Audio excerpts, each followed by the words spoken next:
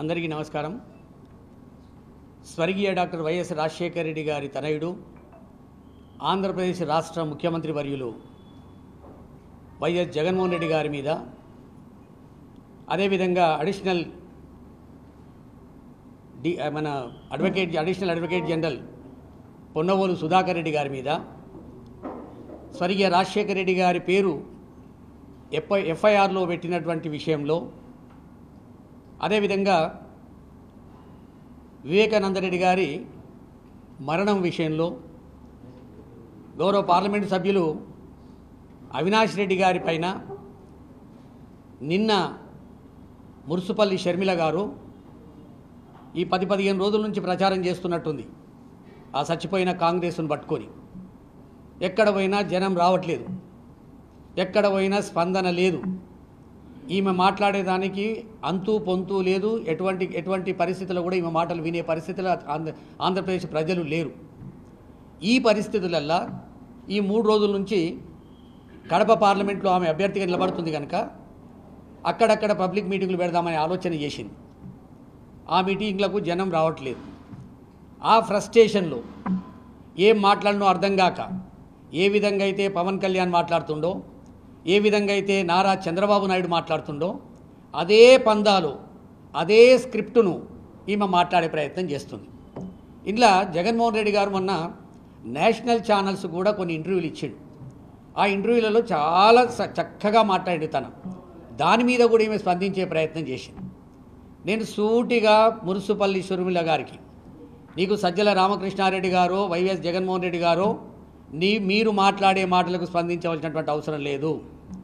ఏ రోజైతే నువ్వు ఏబిఎన్ ఆంధ్రజ్యోతిలో కూర్చున్నావో, ఏ రోజైతే నువ్వు జగన్మోహన్ రెడ్డి గారి మీద ఒంటి కాలు మీద లేస్తున్నావో, ఏ రోజైతే విజయమ్మ గారు చెప్పినటువంటి మాటలను పెడచెవిన పెట్టి నీవు రాజకీయం చేస్తున్నావో, ఆ రోజే నీవు రాజశేఖర రెడ్డి గారి తనయగా నువ్వు పక్కకు జరిగిపోయినట్టే లెక్క. నేను చాలు మీకు తెలంగాణలో మీరు చేసినటువంటి మోసాలు, తెలంగాణ ప్రజలకు చేసినటువంటి మోసాలు, తెలంగాణలో 300-400 కుటుంబాలను రోడ్డు మీదకి ఈడ్చినటువంటి మోసాలు, అక్కడ తగునాం అని చెప్పి 2.5 సంవత్సరాలు అక్కడ ప్రజలను మభ్యపెట్టి అక్కడ నేను నిలబడతా, మిమ్మల్ని నిలబెడతా, నాకు బోనం తెలుసు, నాకు బతుకమ్మ తెలుసు, నాకు సెంటాన్స్ తెలుసు, నాకు అన్ని తెలంగాణ విషయాలు తెలుసు అని చెప్పి అక్కడ పోలీసు వాళ్ళని కూడా కొట్టినావు నువ్వు. ఎంత బరిదగించే మాట అంటే ఇది, బరిదగించే పరిస్థితి అంటే పోలీసు వాళ్ళని కొట్టే పరిస్థితి కూడా తీసుకొచ్చి అక్కడ నీవు తట్టాబుట్టా పక్కన పెట్టి నాకు చాతగాదిగా నేను ఇక్కడ తెలంగాణలో రాజకీయాలను చేయని చెప్పి అక్కడ ప్రజలను మోసం చేసి ఆంధ్రప్రదేశ్లో అడుగుపెట్టినావు. అడుగుపెట్టడానికి కారణాలు చాలా ఉన్నాయి. ఇవాళ ప్రతి విషయంలోనూ చంద్రబాబు నాయుడు మెడల మీద ఎత్తుకుని వచ్చే ప్రయత్నం చేస్తున్నావు. ఎందుకు చేస్తున్నావు మాకు తెలవాలి. నీవు ఒక 2-3 అబద్ధాలు ఆడినావు నిన్న మాట్లాడిన దాంట్లో. వైఎస్ రాజశేఖర రెడ్డి గారంట వైఎస్ జగన్మోహన్ రెడ్డి గారి పెళ్లికి, వైఎస్ మురుసుపల్లి షర్మిల గారి పెళ్లికి చంద్రబాబు నాయుడు ఇంటికి పోయి పత్రిక ఇచ్చిండంట. ఇంత పచ్చి అబద్ధాలు చూడండి. వైఎస్ జగన్మోహన్ రెడ్డి గారి పెళ్లి 1,00,000 మందితోటి పులివెందుల పెళ్లి చేసిండు ఆయన. చంద్రబాబు నాయుడుకు కాడియలే, చంద్రబాబు నాయుడు రాలే. అబద్ధాలు వద్దు. నీ పెళ్లి వెస్లీ చర్చిలో జరిగింది, సికింద్రాబాద్ వెస్లీ చర్చిలో. Holiday in Krishna holiday in Krishna లోపల నీ రిసెప్షన్ జరిగింది. అక్కడికి కూడా చంద్రబాబు నాయుడు రాలే. చంద్రబాబు నాయుడుకు రాజశేఖర రెడ్డి గారు పత్రిక ఇయ్యలేదు. ఆ రోజు చంద్రబాబు నాయుడు పత్రిక ఇచ్చిన పద్ధతిగానంట ఈమె పోయి 24 గంటలు జగన్మోహన్ రెడ్డి గారి మీద, రాజశేఖర రెడ్డి గారి కుటుంబం మీద అవాక్కులు చెవాకులు వేలేటటువంటి ఈ నరరూప రాక్షసుడు రారా చంద్రబాబు నాయుడు ఇంటికి పసుపు రంగు చీర కట్టుకొని 2 గంటలు కూర్చొని పత్రిక ఇచ్చి వచ్చినావు. ప్రతి ఒక్కరికి అనుమానం వస్తుంది. అండ్లకెళ్ళి బయటకు వచ్చిన క్షణం నుంచి నువ్వు జగన్మోహన్ రెడ్డి గారిని తిట్టడం స్టార్ట్ చేసినావు, జగన్మోహన్ రెడ్డి గారి ప్రభుత్వాన్ని తిట్టడం స్టార్ట్ చేసినావు, జగన్మోహన్ రెడ్డి గారి మీద ఒంటి కాలు మీద లేవడం స్టార్ట్ చేసినావు. అక్కడ నీకు ఏమో ఒక బేరం కుదిరింది కనుక నువ్వు అట్లా చేస్తున్నావు. ఇది యావత్తు ఆంధ్రప్రదేశ్ ప్రజలకు తెలుసు. ఎవరిని అడిగినా చెప్తారు. షర్మిలమ్మ చంద్రబాబు నాయుడు దగ్గరికి పోయి బేరం కుదిరించుకొని ఈ చచ్చిపోయిన కాంగ్రెస్కు పీసీసీ ప్రెసిడెంట్ అయి ఇక్కడ జగన్మోహన్ రెడ్డి గారిని రోజు అవాకులు చెవాకులు జగన్మోహన్ రెడ్డి గారి మీద పలుకుట్టు జగన్మోహన్ రెడ్డి గారి ప్రభుత్వం చేసిన వాటన్నిటిని తప్పులను చెప్పేయడానికి చంద్రబాబు నాయుడు ఆడుతున్న పాచికలలో మురుసుపల్లి షర్మిల పాచికయింది. ఇది ప్రజలకందరికీ తెలుసు. జగన్మోహన్ రెడ్డి గారు కూడా చెప్పిండ్రు. దానికి నువ్వేమంటున్నావు? అద్దం చూపెడతావా నువ్వు జగన్మోహన్ రెడ్డి గారికి? మొదలు నీ అద్దం ఇంటికి తీసుకుపోయి నీకున్నటువంటి మేకప్ తీసేసి నువ్వు ముఖంలో చూసుకో, అప్పుడు నీకేం కనబడుతుందో. ఆంధ్రలో ఏం మాట్లాడినావు, తెలంగాణలో ఏం మాట్లాడినావు, ఇప్పుడేం మాట్లాడుతున్నావు, పొద్దునేం మాట్లాడతావు, నువ్వు సోనియా గాంధీతో కలిసిన రోజు ఏం మాట్లాడినావు, రాహుల్ గాంధీతో కలిసిన రోజు ఏం మాట్లాడినావు. నీకు నేను ఛాలెంజ్ చేస్తూ ఉన్నా, నీకు నేను రిక్వెస్ట్ చేస్తూ ఉన్నా, రాజశేఖర రెడ్డి గారి బిడ్డగా, మురుసుపల్లి షర్మిలగా, నేను వేసిన ప్రశ్నలకు నువ్వు స్పందించు. నీకు జగన్మోహన్ రెడ్డి గారు స్పందించవలసిన అవసరం లేదు. ఆయన నామినేషన్ వేసిన రోజే స్పందించిండు, నేషనల్ టీవీలకు చెప్పిన రోజే స్పందించిండు.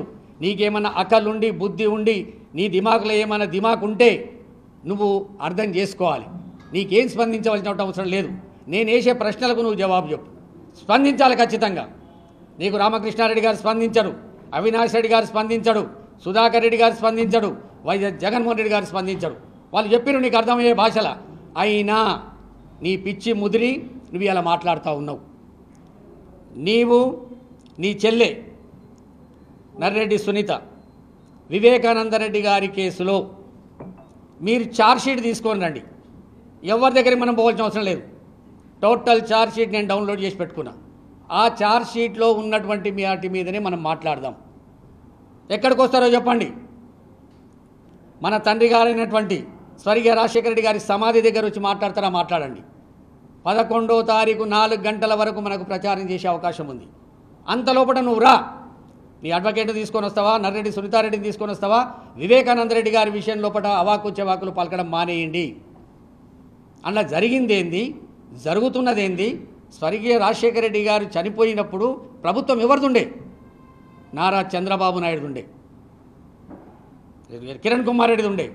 వైఎస్ రాజారెడ్డి గారు చనిపోయినప్పుడు ఎవరిదుండే? నారా చంద్రబాబు నాయుడు ఉండే. చివరకు వివేకానంద రెడ్డి గారు చనిపోయినప్పుడు ప్రభుత్వం ఎవరిది? ఈ నరరూప రాక్షసుడు నారా చంద్రబాబు నాయుడుది. జగన్మోహన్ రెడ్డి గారికి వైజాగ్లో కత్తిపోటు వచ్చినప్పుడు ప్రభుత్వం ఎవరిదుండే? నారా చంద్రబాబు నాయుడుది. ఇవాళ కులుకరాయ్ అనే మాట మాట్లాడుతున్నావు. గిలేరి పెట్టి కొడితే ఇక్కడ దాకేది కన్నుకోలేకో కంతికే దాకితే ప్రాణాలు పోయే ప్రమాదం ఉండే. ఎవరి ప్రభుత్వంలో ఎప్పుడు జరిగింది అది? నారా చంద్రబాబు నాయుడుగా మనుషులు అనేటటువంటిది మనకు తెలుస్తలేదా?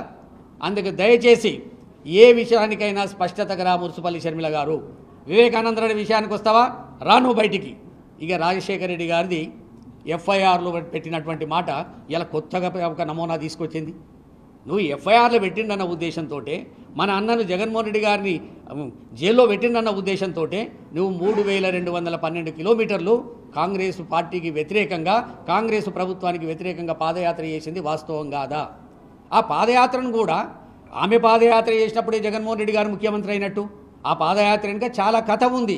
నిన్ను పాదయాత్ర చేయమని జగన్మోహన్ రెడ్డి గారు కానీ, భారతమ్మ గారు కానీ, విజయమ్మ గారు కానీ, ఆ కుటుంబంలో ఏ ఒక్క వ్యక్తి కూడా నిన్ను పాదయాత్ర చేయమని చెప్పలే.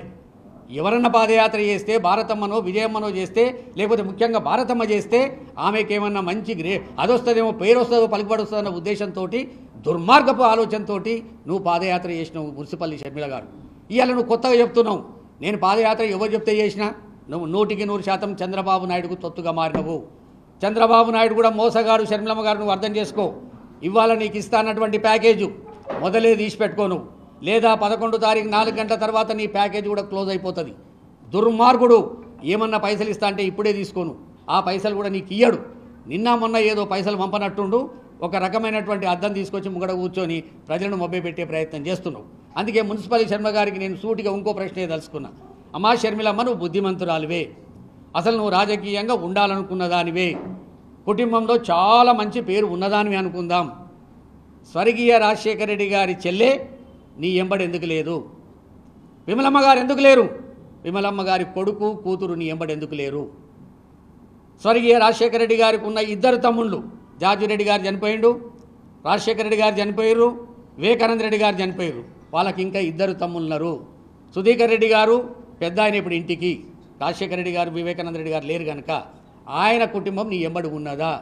రవీంద్రనాథ్ రెడ్డి చిన్న తమ్ముడు రాజశేఖర రెడ్డి గారికి నీ ఎంబడి ఉన్నదా?